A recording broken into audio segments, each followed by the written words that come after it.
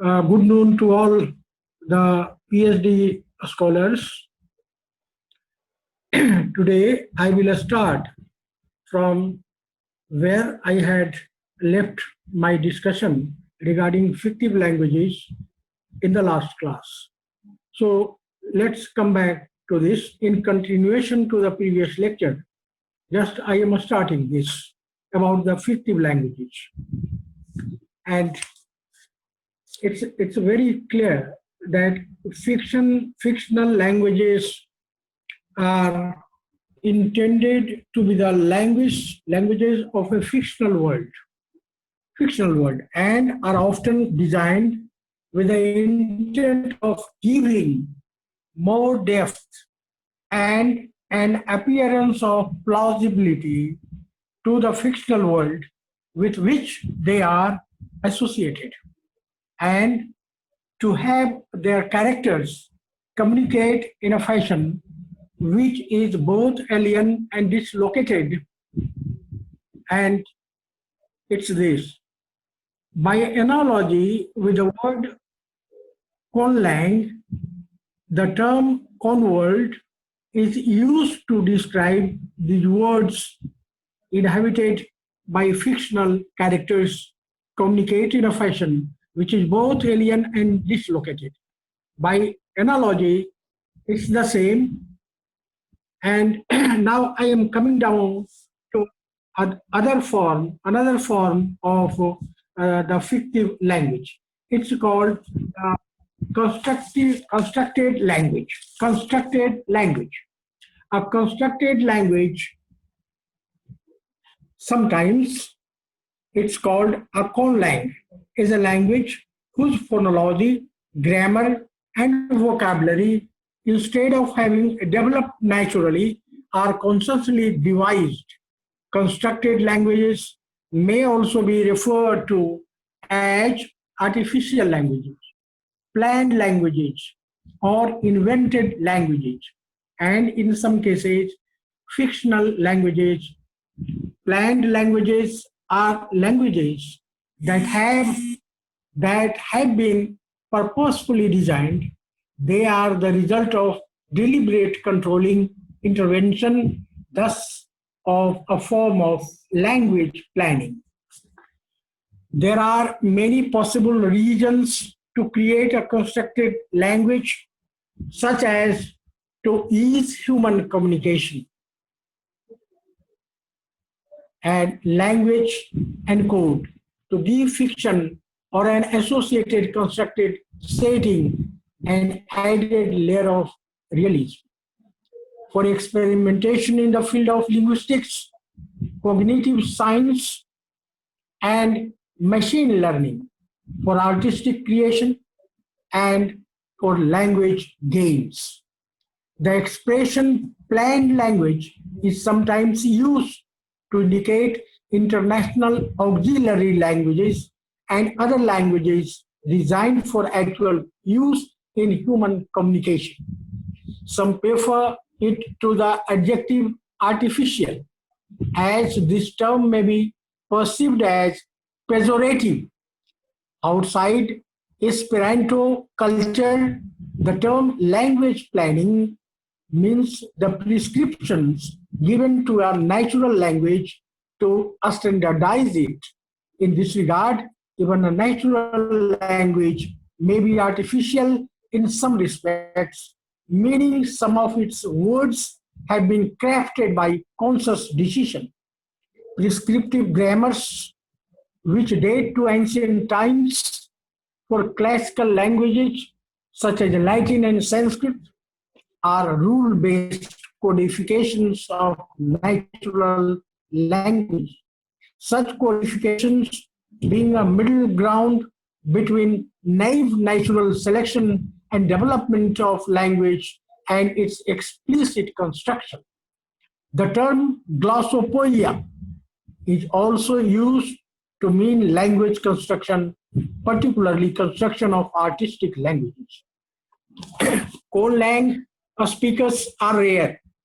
For example, Esperanto is being used and spoken by many Hungarians. Similarly, the Russians also they use this form of Solvio or interlingua. Now, I am going to discuss the planned, constructed, and artificial languages. The terms planned, constructed, and artificial are used differently in some traditions. For example, few speakers of interlingua consider their language artificial since they assert that it has no invented content. Interlingua's vocabulary is taken from a small set of natural languages, and its grammar is based closely on these source languages, even including some degree of irregularity. Its proponents prefer to describe its vocabulary and grammar as a standardized rather than artificial or constructed language. Similarly, Latino, since flexion, LSF, is a simplification of Latin from which the inflections have been removed. As with interlingua, some prefer to describe its development as planning rather than constructing.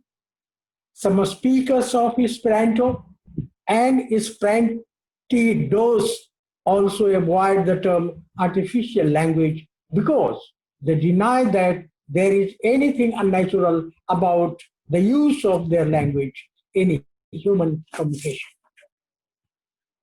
By contrast, some philosophers, linguists, have argued that all human languages are conventional or artificial. Francois Rebels, for instance, stated, "Cest abus" means it's the kind of language which people use as per time and according to the prevalent form. Furthermore, fictional or experimental languages can be considered naturalistic if they model real world languages. For example, if a naturalistic conlang is derived a posteriori from another language, real or constructed, it should imitate natural processes of phonological, lexical, or grammatical change. In contrast with languages such as interlingua, naturalistic, fictional languages are not naturally intended for easy learning or communication. Thus, naturalistic fictional languages tend to be more difficult and complex, while interlingua has simple grammar, syntax, and orthography than its source language, though more complex and irregular than Esperanto and its descendants. Naturalistic fictional languages typically mimic behaviors of natural languages like irregular verbs and nouns and complicated phonological processes. And as soon as a constructed language has a community of fluent speakers, especially if it has numerous native speakers, it begins to evolve and hence loses its constructed status.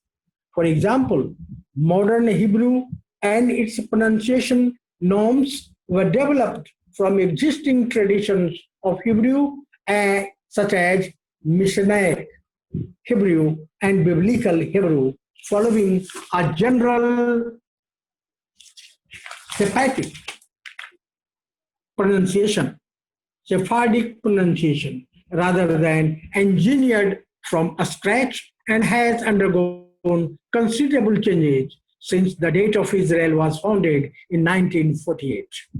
However, linguists, the linguists, they have a different opinion regarding this. Now, the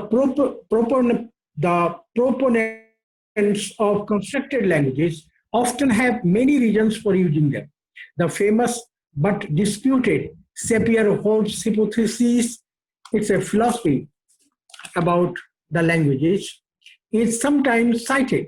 This claims that the language one speaks influences the way one thinks. Thus, a better language should allow the speaker to think more clearly and intelligently, or to encompass more points of view. This was the intention of Sujette Hardin Elgin in creating Laden, a feminist language. A feminist language. Proponents claim a particular language makes it easier to express and understand concepts in one area and more difficult in others. An example can be taken from the way various programming languages make it easier to write certain kinds of programs and harder to write others. Another reason cited for using a constructed language is to express and understand concepts in one area and more difficult in others. An example can be taken from the way various programming languages make it easier to write certain kinds of programs and harder to write others. Another cited for using a constructed language is the telescope rule, which claims that it takes less time to first learn a simple constructed language and then a natural language than to learn only a natural language. Thus, if someone wants to learn English, some suggest learning basic English first. Constructed languages like Esperanto and Interlingua are in fact often simpler due to the typical lack of irregular verbs and other grammatical quirks. Some studies have found that learning Esperanto helps in learning a non-constructed language. Later, just it became Esperanto's form also. Codes for constructed languages include ISO 639/2 for Conlangs. However, some constructed languages have their own ISO 639 language codes. Now I am coming down to elaborate it more. There are two forms, a priori and a posteriori language. Priori and posteriori languages. And a priori, a constructed language, is one whose features, including vocabulary, grammar, etc., are not based on an existing language. And an posteriori language is the opposite. This categorization, however, is not absolute, as many constructed languages may be called a priori, Priori, priori, when considering some linguistic factors, and at the same time a posteriori, Posteriori, when considering other factors. A priori language, from Latin a priori, means former, the former, is any constructed language of which all or a number of features are not based on existing languages, but rather invented or elaborated as to work in a different way to elude different purposes. Some a priori languages are designed to be international auxiliary languages that remove what could be considered an unfair learning advantage for native speakers of a source language that would otherwise exist for a posteriori language. Others, known as the philosophical or taxonomic languages, try to categorize their vocabulary either to express an underlying philosophy or to make it easier to recognize new vocabulary. Finally, many artistic languages created for either personal use or for use in a fictional medium imply consciously constructed grammars and vocabularies and are best understood as a priority. Now, I am just giving you the examples of priority languages, international auxiliary languages, Kotaba, experimental languages, School and Laden, artistic languages by W.J. Wilgard, AOI, and Dotharki and Valerian from the book Game of Trojans. A posteriori language. A posteriori language, according to Louis Contrast, is any constructed language whose elements are borrowed from or based on existing languages. The term can also be extended to controlled versions of natural languages and is most commonly used to refer to vocabulary despite other features. Likewise, donal constructed languages, auxiliary languages for the speakers of a particular language family are a posteriori by definition. While most auxiliary languages are posteriori due to their intended function as a medium of communication, many artistic languages are fully a posteriori in design, many for the purposes of alternative history in distinguishing whether the language is a priori or posteriori. The prevalence and distribution of respectable traits is often the key. For example, the posteriori languages, artistic languages, brightening and predestined from 100. It's the name of the linguistic book.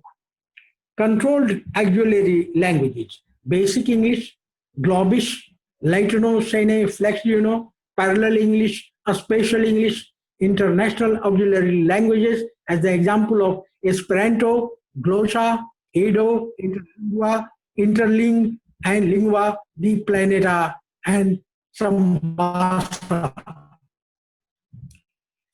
Now, I am coming down to another part of the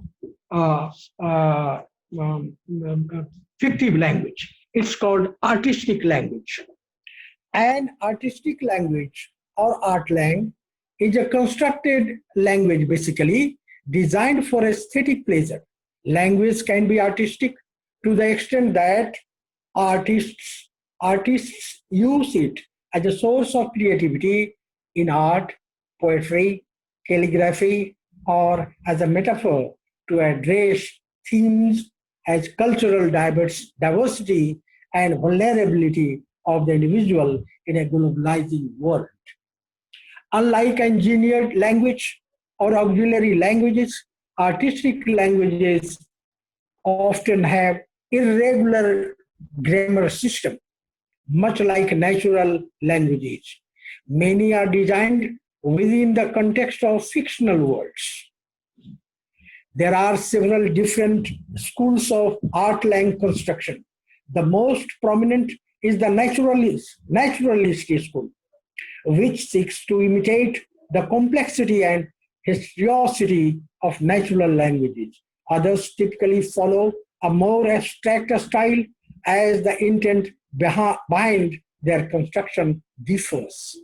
Genres. Several different genres of constructed languages are classified as artistic. An artistic language may fall into any one of the following groups depending on the aim of its use. Similarly to philosophical languages, art languages are created in accordance with an initially defined principle in mind. By far, the largest group of art languages are fictional languages. Fictional languages are intended to be the language of fictional world and are often designed with the intent of giving more depth and an appearance of plausibility to the fictional world.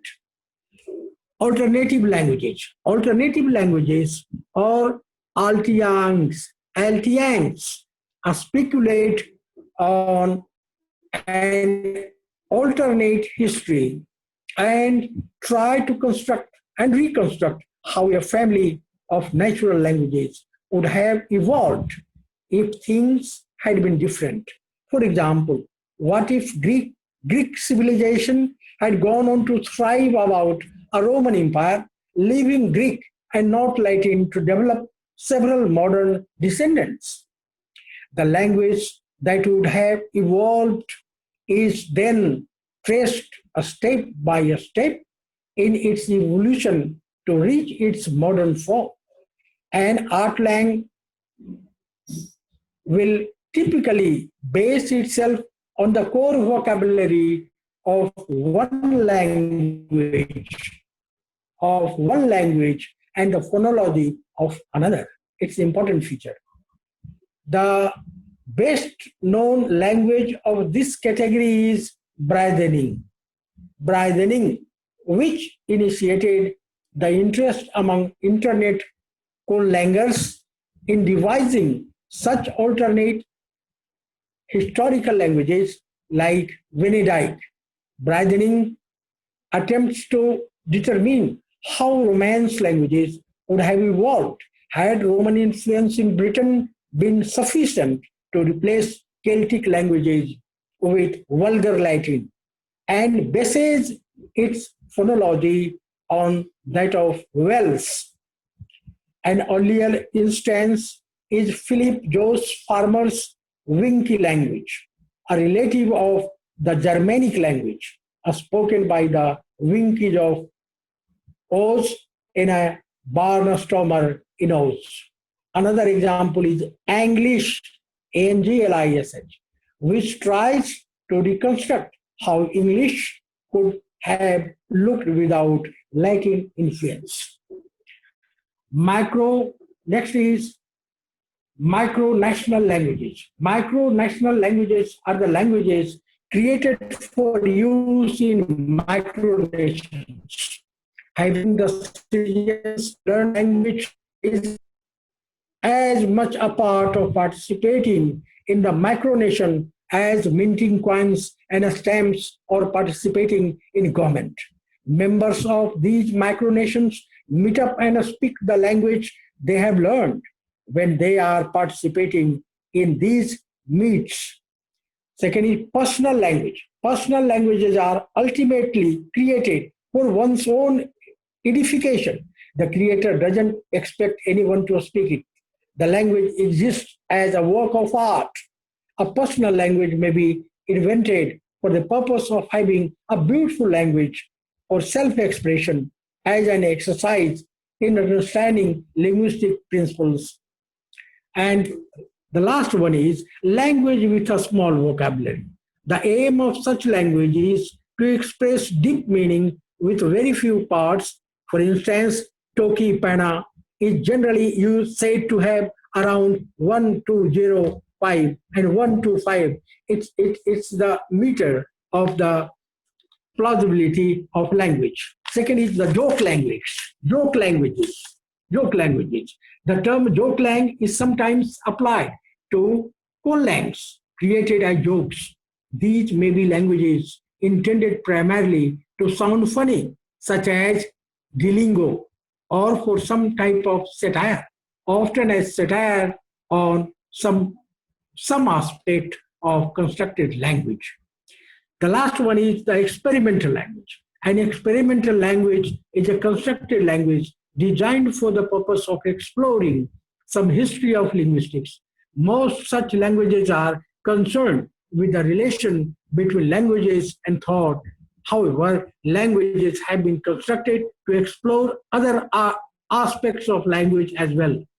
In science fiction, much work has been done on the assumption popularly known as the Sapir-Whorf hypothesis. Artlangs of this type overlap with engineered languages. So it's the concluding part. It was the concluding part of the lecture entitled as the fictive languages.